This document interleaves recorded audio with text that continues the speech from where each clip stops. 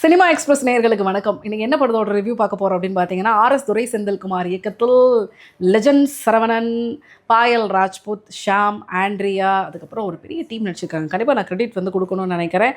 சந்தோஷ் பிரதாப், பாயல் Rajput, Lal, Baahubali Prabhakaran, Amrita Iyer, VTV Ganesh, இயல் and பெரிய team நடிச்சிருக்கிற leader.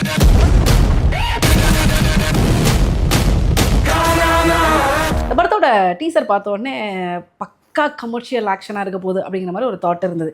இந்த படத்துக்கு ஒரு எக்ஸ்பெக்டேஷன் கிரியேட் பண்ணதுக்கு காரணம் வந்து பார்த்தீங்கன்னா படத்தோட டைரக்டர். ஏன்னா அவர் கொடுத்த படங்கள் தமிழ் சினிமாவில் மிகப்பெரிய தாக்கத்தை ஏற்படுத்தியிருக்கு. ஒரு எதிர்நீச்சலாக இருக்கட்டும், ஒரு காக்கி சட்டையாக இருக்கட்டும், ஒரு கொடியாக இருக்கட்டும், ஸோ எல்லாத்துலேயும் வந்து சாலிடான ஒரு நல்ல ஃபிலிம் மேக்கர் அப்படிங்கிறதுனால இவர் வந்து லீடர் படத்தில் அண்ணாச்சி கூட வந்து அண்ணாச்சின்னு கூப்பிட்டு அதுவே ஒரு ஃப்ளோவில் வந்துருச்சு. ஸோ சரவணன் அவர் கூட வந்து எப்படி வந்து பேர் பண்ணுறாங்க, இந்த காம்பினேஷன் நம்ம யாருமே எதிர்பார்க்கலையே அப்படிங்கிற மாதிரி ஒரு மொமெண்ட்டில் தான் இருந்தது. பட் அது எல்லாத்தையும் தாண்டி ஒரு ஹோப் வந்து இந்த படத்தோட டீசர் ரிலீஸ் ஆனோன்னு எனக்கு இருந்தது. அந்த ஹோப்போட தான் வந்து பார்த்திங்கன்னா அந்த படத்தை வந்து நான் அணுகினேன். உண்மையிலே சொல்லணும் அப்படின்னா சர்ப்ரைசிங்லி, நான் ஓப்பனிங்லேயே சொல்லிடுறேன், சர்ப்ரைசிங்லி இந்த படம் வந்து எனக்கு ரொம்பவே வந்து கனெக்ட் ஆச்சு.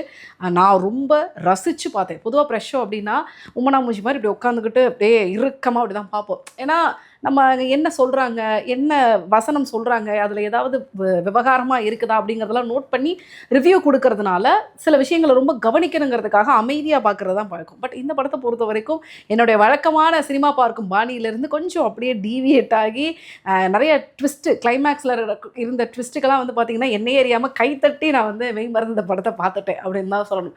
ஒரு ரிவ்யூவர் அதையும் தாண்டி ஒரு ஆடியன்ஸ் வந்து எனக்குள்ளே வந்து இந்த படத்தை வந்து என்ஜாய் பண்ண வச்சாரு அப்படிங்கிறத கிரெடிட்ஸை வந்து நான் முன்கூட்டியே கொடுத்துட்றேன். ஸோ படத்தோட கதை என்ன அப்படிங்கிறப்ப ரொம்ப டீட்டெயிலாக சொல்லாமல் ரொம்ப ஒரு ஒன் லைனில் சொல்லிடலாம். அதாவது என்னோட பாணியில் நான் ஒன் லைன் சொல்லிடலாம்னு நினைக்கிறேன். பட் ஆனால் இதுதான் அந்த கடையோட கோரா அப்படின்னு பார்த்தீங்கன்னா அப்படி இருக்காது. உங்களுக்கு வந்து நீங்கள் தேட்டரில் போய் பார்க்குறப்ப நிறைய தேட்ரிக்கல் மூமெண்ட்ஸ் வந்து இந்த படத்தில் இருக்குது.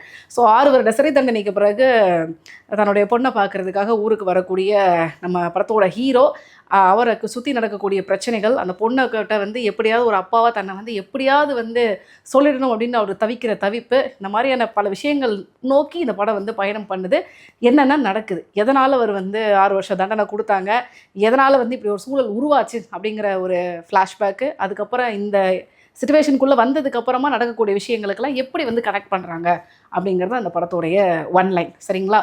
எனக்கு இந்த படத்தில் இன்னொரு விஷயம் ரொம்ப பிடிச்சது. மணி ஹெய்ஸ்ட் வந்து பார்த்தவங்க எல்லாருக்குமே வந்து ஒரு பெரிய இது இருக்கும். ஏன்னா படத்தோட ஹீரோ வந்து என்ன நடக்கும் அப்படிங்கிறதுக்கு எல்லாத்துக்குமே வந்து பக்காவாக வந்து பிளான் பண்ணி வச்சுருப்பார். அதாவது இந்த கேரக்டர் இப்படி தான் பேசும் அப்படிங்கிறது முன்கூட்டியே அவர் வந்து ஃபிக்ஸ் பண்ணியிருப்பார். அதுக்கு தகுந்த மாதிரி தான் அவர் வந்து காய் நகர்த்துவார். அதே மாதிரியே ரொம்ப நாள் கழித்து தமிழ் சினிமாவில் ஒரு பக்கா கமர்ஷியல் ஆக்ஷன் படத்தில் வந்து இந்த மூவ் இப்படி தான் இருக்கும், இந்த மூவில் வந்து இந்த கேரக்டர் இப்படி தான் பிஹேவ் பண்ணும் அப்படிங்கிறத எல்லாத்தையுமே வந்து ஹீரோ கேரக்டர் வந்து ரொம்ப கரெக்டாக வந்து கெஸ் பண்ணி அந்த கதையை நகர்த்துற மாதிரி ஒரு சூப்பரான டச் கொடுத்துருந்தாங்க. அது ரொம்பவே வந்து மேஜிக்கலாக அந்த படத்தில் வந்து ஒர்க் அவுட் ஆயிருந்தது. எனக்கு இந்த படத்தில் இன்னும் ரொம்ப பிடிச்சது என்ன அப்படின்னு பார்த்தீங்கன்னா, படத்தில் அவங்க கொடுத்த ட்விஸ்ட்டு. ஆக்ஷன் கமர்ஷியல் படங்கள் போகிறப்போ வந்து பார்த்திங்கன்னா சென்டிமெண்ட் வந்து கொஞ்சம் எடுபடும். ஏன்னா இவ்வளோ வேகமான ஒரு வெறித்தனமான சண்டைக்கு பின்னாடி ஏதோ ஒரு சோகம் வந்து ஒளிஞ்சிருக்கும்ல, அது ஒர்க் அவுட் ஆகும். ஆனால் அதில் ட்விஸ்ட்டு கொடுக்குறது வந்து பார்த்திங்கன்னா என்னடா அது கிரிஞ்சு பண்ணாதீங்க அப்படிங்கிற மாதிரி மொமெண்ட்டை தான் கொடுக்கும். பட் லீடர் படத்தை பொறுத்த வரைக்கும் ஏகப்பட்ட ட்விஸ்ட் வந்து படத்தில் வந்து டைரக்டர் பிளேஸ் பண்ணியிருக்காரு. அந்த ட்விஸ்ட்டு ஒவ்வொன்றையும் வந்து அவர் ரிவீல் பண்ண விதமாக இருக்கட்டும், அதை பிளேஸ் பண்ண இடமா இருக்கட்டும், உண்மையிலே சொல்கிறேன் ரொம்ப நல்லா ஒர்க் அவுட் ஆயிருந்தது. எனக்கு இந்த படத்தில் வந்து ரொம்ப குறிப்பிட்டு சொல்லணும் அப்படின்னா, படத்தோட ஹீரோ சரவணன் வந்து முதல் படத்தில் லெஜண்ட் பார்க்குறப்ப இவருக்கு ஏன் வந்து இந்த வேலை அப்படிங்கிற மாதிரியான விமர்சனங்கள் வந்தது. ஏன்னா அவர் பெரிய தொழிலதிபர், அவருக்குன்னு கோடிக்கணக்கில் பிஸ்னஸ் இருக்குது, அவரோட படத்தோட கடை விளம்பரத்தில் நடிப்பார், அதுக்கே நிறைய கமெண்ட்ஸ் வந்திருக்கு. பட் இந்த படத்தை பொறுத்த வரைக்கும் அஸ் ஆக்டராக அவரை வந்து அந்த படத்தை கேரி பண்ணியிருக்கிற விதமும், அந்த கேரக்டரை வந்து அவர் வந்து கொண்டு போன விதமும் வந்து ரொம்பவே நல்லா இருந்தது. நடிப்பில் வந்து உண்மையிலேயே ஒரு படி வந்து மேலே போயிருக்காரு அப்படின்னு தான் நான் சொல்கிறேன். அடுத்தடுத்து படங்கள் பண்ணுறப்ப வந்து கண்டிப்பாக வந்து அவரோட முகமும் சரி, அவருடைய நடிப்பும் சரி, நம்ம எல்லாருக்குமே வந்து படம் பார்க்கக்கூடிய ரசிகர்களுக்கு பழகிடும் அப்படிங்கிற ஒரு விஷயத்தையும் இந்த இடத்துல நான் பதிவு பண்ணணும்னு நினைக்கிறேன். ஸோ அஸ் ஆக்டராக இந்த படத்தில் வந்து அவருடைய பெஸ்ட்டை வந்து கொடுத்துருக்காரு அப்படின்னு தான் சொல்லணும். எமோஷ்னலாக நிறைய இடங்களை வந்து அழகாக கேரி பண்ணியிருக்கிறாரு. பக்கா ஆக்ஷன் பண்ணியிருக்கிறாரு. அதுக்கு எப்படி தான் வந்து எவ்வளோ கஷ்டப்பட்டாரு அப்படிங்கிறது தெரியல. பட் அந்த கஷ்டத்துக்கான பலன் எல்லாமே வந்து ஸ்க்ரீனில் பார்க்க முடியுது. படத்துடைய ஸ்டண்ட் கொரியோகிராஃபர் மகேஷ் மேத்யூவுக்கு வந்து தனி கிரெடிட் கொடுக்கணும். உண்மையிலேயே ரொம்ப நல்லா இருந்தது. பொதுவாக வந்து இந்த ஃபைட் படங்கள் அதெல்லாம் பார்க்குறப்ப என்னடா இவன் அடிப்பான் ஏதாவது ஒரு விஷயம் நடக்கும் அப்படிங்கிற மாதிரி அதை கொரியோ பண்ண விதம் வந்து நல்லா இருந்தது. கிளைமேக்ஸில் வந்து ஒரு ஃபுல் ஃபைட்டே வந்து பார்த்திங்கன்னா வந்தே பாரத் ட்ரெயின்குள்ளே வந்து வச்சுருப்பாங்க. இது பெரிய இதாக உங்களுக்கு இருக்காது. அது ரொம்ப அழகாக வந்து கம்போஸ் பண்ணியிருந்த விதம் வந்து எனக்கு ரொம்பவே பிடிச்சிருந்தது. ஸோ கம்மிங் டு ஆக்டர்ஸ் பார்த்திங்க அப்படின்னா ஷாம் அவருடைய கேரக்டராக இருக்கட்டும், ஆண்ட்ரியா அவங்களுடைய கேரக்டராக இருக்கட்டும், ஹீரோயின் பாயல் ராஜ்புத்தோடைய கேரக்டராக இருக்கட்டும், அதுக்கப்புறம் பேபி இயலோடைய கேரக்டராக இருக்கட்டும், எல்லாருமே அவங்களுடைய ரோல் வந்து அழகாக ப்ளேஸ் பண்ணி அழகாக பண்ணியிருக்காங்க. சின்னதாக ஒரு இடத்துல வந்தாலும் அறந்தாங்கி நேஷா அந்த கேரக்டருக்கு என்ன பண்ணும் அப்படிங்கிறதையும் அதை சின்சியராக வந்து பண்ணியிருக்காங்கன்னு சொல்லணும். ஸோ இந்த படத்தில் நடித்த எல்லா கேரக்டர்ஸுமே வந்து அழகாக எங்கேயுமே ஒரு மாதிரி ஆடாக தெரியல, இவங்க ஏன் இங்கே வந்தாங்க அப்படிங்கிற மாதிரியான ஒரு உறுத்தல் வந்து எந்த இடத்துலையுமே இல்லாமல் இருந்தது. படத்துக்கு வந்து மிகப்பெரிய கூடுதல் பலம் அப்படின்றத சொல்லியே ஆகணும். அதுக்கப்புறம் வந்து படத்தோடைய டெக்னிக்கல் டீம் எடிட்டர் பிரதீப் இ ராகவ், அதன் பிறகு படத்தோடைய சினிமாட்டோகிராஃபர் வெங்கடேஷ், அவருக்கு வந்து தனிப்பட்ட விதத்தில் வந்து ஒரு கிரெடிட் கொடுக்கணும். ஏன்னா இவ்வளோ படத்தை வந்து எவ்வளோ டூரேஷனில் சுருக்கி மக்கள் வந்து இன்ட்ரெஸ்டிங்காக பார்க்கணும் அப்படிங்கிறதுக்கான நுணுக்கத்தை தெரிஞ்சதுனால தான் டூரேஷனை வந்து ரொம்ப அழகாக இந்த படம் வந்து டோட்டல் டூரேஷனே வந்து பார்த்திங்கன்னா 2 hours 16 minutes தான் வந்து வச்சிருக்காரு. அது இப்போது ஃபர்ஸ்ட் ஹாஃபில் இதை கம்மி பண்ணியிருக்கலாமே, செகண்ட் ஹாஃபில் இதை குறைச்சிருக்கலாமே அப்படிங்கிற மாதிரி எந்த கம்ப்ளைண்ட்டும் கொடுக்காம அளவான டூரேஷன் அப்படிங்கிற மாதிரி படத்தை வந்து ஸ்டிக் பண்ணியிருக்காங்க. ஸோ அதுக்கு வந்து கிரெடிட்ஸ் டு எடிட்டர் பிரதீப் இ ராகவ். அதே மாதிரி சினிமாட்டோகிராஃபி வந்து பார்த்திங்கன்னா ரொம்ப பியூட்டிஃபுல்லாக வந்து இந்த படத்துக்கு வந்து சப்போர்ட் பண்ணியிருக்காங்கன்னு சொல்லணும். ஜிப்ரானோடைய மியூசிக் இந்த படத்துக்கு உண்மையிலேயே மிகப்பெரிய ப்ளஸ்.